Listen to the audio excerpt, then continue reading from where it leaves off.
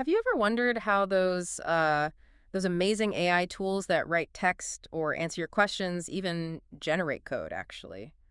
Well, how they think or learn. That's a great question, isn't it? Welcome to Books in Focus podcast. Today, we're taking a close look at a source we found, a quick start guide to large language models. Right. Our mission really is to cut through the jargon, get to the core insights of what these large language models, LLMs, actually are, how they work. And crucially, what it takes to get them to do what you want them to do. Exactly. So yeah, you're basically about to get a shortcut to being, well, pretty well informed on this stuff. We'll dig into the tech foundation, Okay. look at some surprising applications, the art of prompting them. Prompt engineering. That's the one. And tackle those big questions around ethics and reliability, making sure they behave. Okay, so let's start at the beginning. If we're diving into how they think, what are we talking about? What is a large language model? Fundamentally, they're advanced AI models. Yeah. And they've, frankly, revolutionized natural language processing, NLP. Right. And the core technology, the architecture they're mostly built on, is called the transformer. Came out in 2017. The transformer. Okay, I've heard that name. Yeah, and what made it groundbreaking really were its two main parts. An encoder, Uh-huh. which is great for understanding text, figuring out the context. Right. Reading it. Exactly. And a decoder, which is responsible for generating text, writing. Before transformers, models kind of struggled with long sentences. They'd forget the beginning. Ah. The transformer's attention mechanism, that was the breakthrough.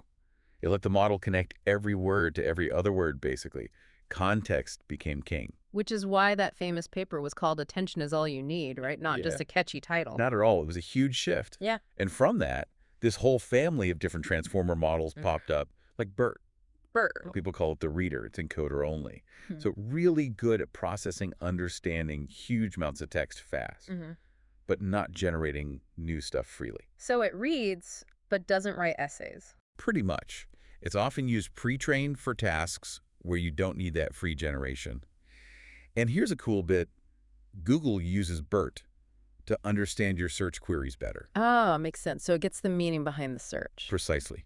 Then you've got the GPT family, ChatGPT, GPT-4, you know the names. Yeah, those are everywhere. They're autoregressive models. They excel at generating text that sounds really human, really natural. They're the writers. The creators. Exactly. Articles, conversations, code. That's Oh. their strength. Okay, Bert the reader, GPT the writer. Any others? Well, there's T5. We could call it the versatile one. Okay. It's kind of unique because it combines both the encoder and decoder.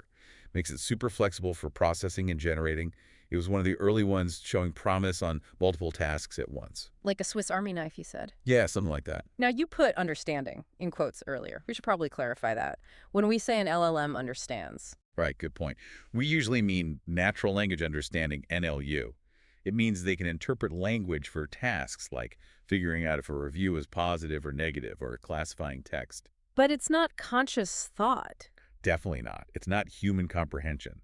They're incredibly sophisticated pattern matchers, finding statistical relationships in the data they were trained on.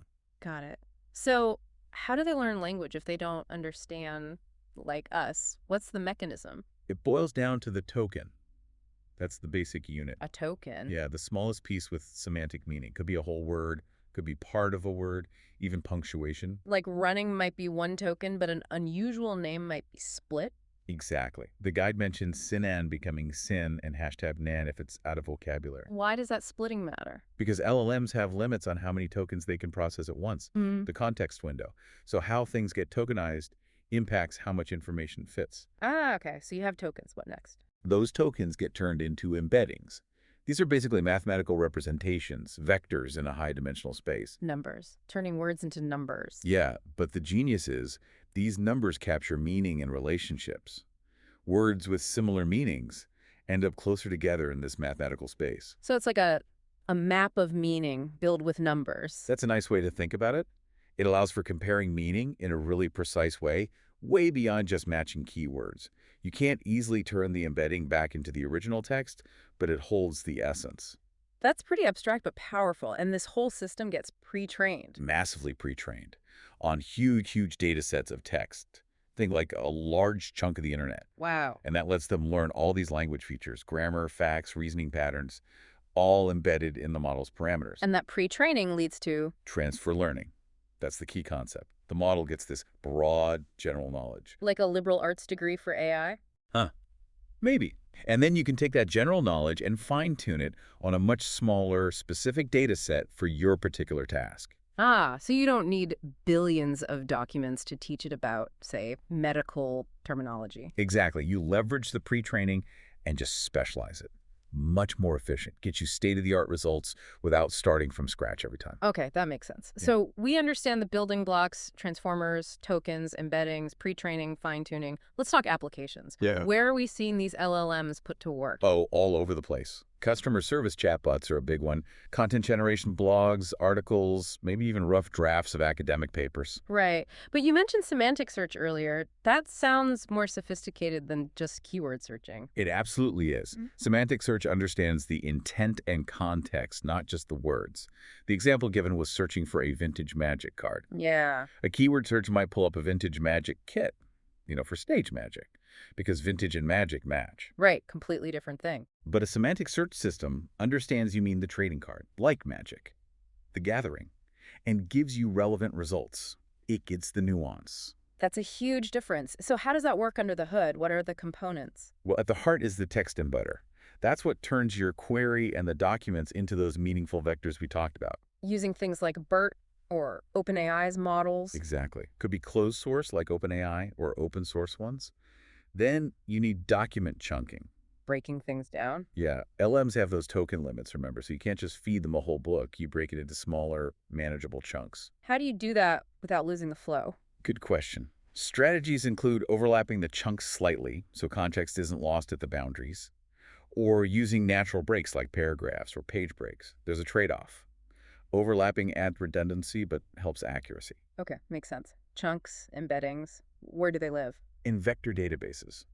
These are specialized databases built specifically to store and rapidly search these embedding vectors based on semantic similarity, not just exact matches.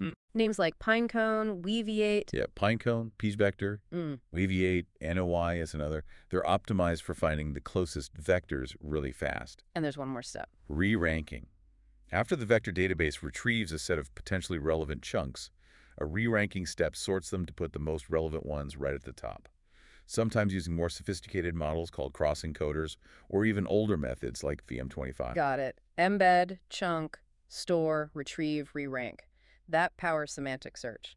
Now, a big issue early on was hallucinations, right? LLMs just making things up. Oh yeah, a major hurdle. They sound so confident even when they're completely wrong. So how do we fix that? A really powerful technique is retrieval augmented generation, or RAG. RAG, okay. It combines that retrieval system we just discussed, the semantic search, finding relevant facts from a trusted knowledge base. Like grounding it in reality. Exactly. It retrieves factual snippets. Then it feeds those snippets, along with the original question, to a generative LLM like GPT-4. Ah, so the generator uses the retrieved facts to formulate its answer. Precisely. It gives a conversational answer, but it's based on the provided ground truth, not just its internal, sometimes faulty, knowledge. Does it work well? Remarkably well for many tasks. The guide mentions using it to answer super specific questions about a Star Wars deck-building game manual. It pulled the answers right from the text instead of guessing. That's pretty cool. Does ARG have downsides, though? Is it always perfect? Excellent point. It's not a magic bullet. Its effectiveness really hinges on the quality and completeness of that knowledge base the retriever searches. Right. If the answer isn't in the documents. Then the retriever won't find it, and the generator might still have to generalize or admit it doesn't know, or potentially fall back to hallucination, though hopefully less often. Managing constantly changing external data can also get complex. Makes sense. So Aura gives the LLM a fact checker. What if we give it more tools? That leads to AI agents, right? That's the next level. AI agents are LMs that don't just retrieve information. They can decide which tool from a whole toolbox is needed to accomplish a task. Tools like quoi? Could be anything, really. A Python interpreter to run code, APIs for stock trading, access to Google Search, maybe even control over other software. So the LLM becomes a kind of orchestrator. Yes, and the fascinating part is how they decide. They use complex prompting techniques, things like few-shot learning where you give examples, or chain of thought prompting. Chain of thought. Yeah, you basically force the LLM to think step by step in its reasoning process before giving the final answer. It writes out its plan. To answer this, first I need to use the search tool. Then I need to analyze the results with the Python tool. It makes their reasoning more transparent and often more accurate. That's amazing. It's like programming it to plan. Which brings us neatly to prompt engineering, getting these things to do what you want. It really is an art as much as a science. Constructing the input, the prompt, to get the output you need. Sometimes it's simple, right? Just ask. Often, yeah. The just ask principle works surprisingly well. Clear, direct instructions. Translate this from English to Turkish, input text, output text. Boom. But not always. Not always. Especially with the really powerful models like GPT-4, Claude, Llama 3. They're capable of so much, but you still need guardrails. You might need to teach them a specific style or format or how to approach a certain kind of problem. And that's where things can get tricky because these models change, right? Oh, absolutely. Model instability is a huge challenge. The guide mentioned that GPT-4 actually got worse at identifying prime numbers between March and June of one year, while GPT 3.5 got better. Worse? How does that happen? Updates, retraining, safety tweaks. Hmm. The vendors are constantly refining them. But sometimes those changes have unexpected side effects on specific capabilities. So you can't just test your prompts once and assume they'll work forever. Definitely not. Continuous evaluation is crucial. Your prompts need regular checkups, just like the models themselves. Okay. So beyond just asking and constant testing, what other techniques are there in prompt engineering? You mentioned personas earlier. Right, personas. This is a powerful technique. You tell the LLM who it should be. You are an excitable store attendant, or you are a helpful librarian, or even, like the guide says, you are a pirate. A pirate, seriously. Seriously. And it will adopt that style, that vocabulary, that tone. It's incredibly effective for controlling the output's feel. I can see how that's useful for branding or specific applications, but misuse. That's the critical warning. Personas can absolutely be misused to generate harmful, biased, or inappropriate content if not handled responsibly. Developers, users, we all have a responsibility there. It's a fine line. Now, you also mentioned chat models versus completion models. What's the difference there? Good distinction. Completion models, like an older one called GPT 3.5 Turbo Instruct, they basically expect one big chunk of text as input, and they complete it. Like finishing a sentence. For following an instruction within that text, yeah. Yeah. Chat models like GPT-4 or Claude are designed for back-and-forth conversation. They understand roles like system, setting context, user, your input, and assistant, the AI's reply. So different interaction styles. Different interaction styles for the user, yeah. Yeah. But under the hood, they're still processing sequences of tokens based on the transformer architecture. The chat format just structures the input differently. And what about open source models like Llama, Mistral, GPT-J, Flan, T5? Do they change the prompting game? They offer a lot more flexibility and control. You can really get under the hood, fine-tune them more easily, tailor prompts very specifically. So you could tune one to be amazing at medical summaries and another for translation. Exactly. And models like Slan T5 were specifically trained using instructions, so that just ask principle works even better with them compared to something like GPT-J, which wasn't initially instruction aligned. The open source community aspect is huge too. Lots of shared knowledge and techniques. Okay, so prompting is key, but it interacts with this bigger challenge, alignment, making sure the AI is, well, aligned with what we want. It's arguably the biggest challenge. Alignment is this huge, ongoing, iterative process. It's about making sure the AI systems understand and reflect human values and expectations. Not just what they say, but how and why. How do you even begin to tackle that? We can think about it in three dimensions. First, content alignment. What is the AI allowed to talk about? What should it refuse to generate? Like harmful stuff, hate speech? Precisely. This is where red teaming comes in. People deliberately trying to break the safety rules to find vulnerabilities. Like stress testing the AI's ethics? Kind of, yeah. We saw the risks way back in 2016 with Microsoft's Tay chatbot, which quickly learned toxic behavior. Or, more subtly, the guide mentions a ChatGPT-generated function that could create biased mortgage risk scores based on race and gender just because of patterns in his training data. Wow, even unintentionally. That's scary. Okay, so content is one dimension. What's next? Style alignment, how the AI communicates, the tone, the manner, does it match the context? Think about Grok having regular and fun modes. Right, you don't want your serious banking app sounding like a pirate. Exactly. A mismatch can alienate users, hinder understanding, even erode trust. Getting the style right for the application is crucial. Makes sense. Content, style.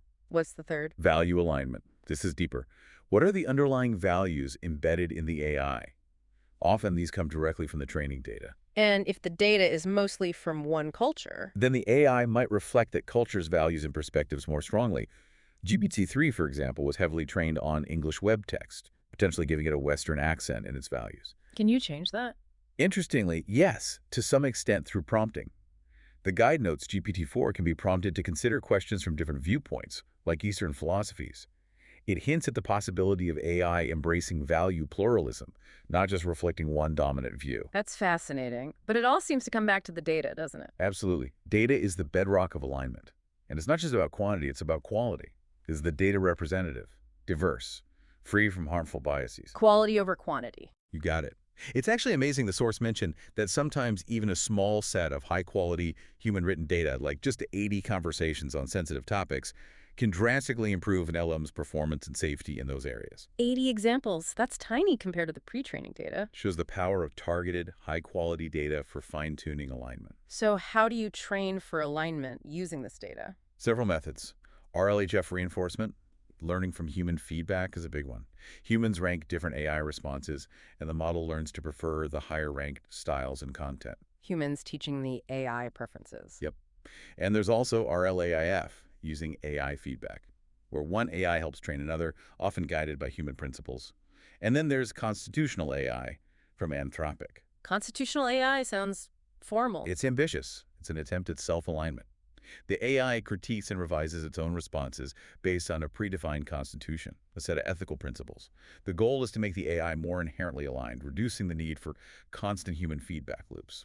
Embedding the rules directly. Okay, so we're trying to align them, but how do we know if it's working? How do we evaluate alignment? That's tough. We need tools to peek inside the black box.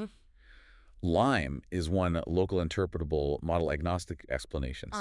It helps show which specific words or tokens in the input were most important for the AI's decision, especially in classification tasks. The example was a sentiment classifier that learned incorrectly that new was always positive and old was always negative across the board. LIME helped diagnose that hidden bias. That's a big alignment red flag. Seeing why it made the decision, not just the decision itself. What about using AI to judge other AI? It's becoming more common using one LLM to evaluate another's responses against a rubric. It's faster than humans, but it has pitfalls. The guide showed how AI judges can exhibit positional bias. They might favor the first answer they see, even if humans rated two answers equally.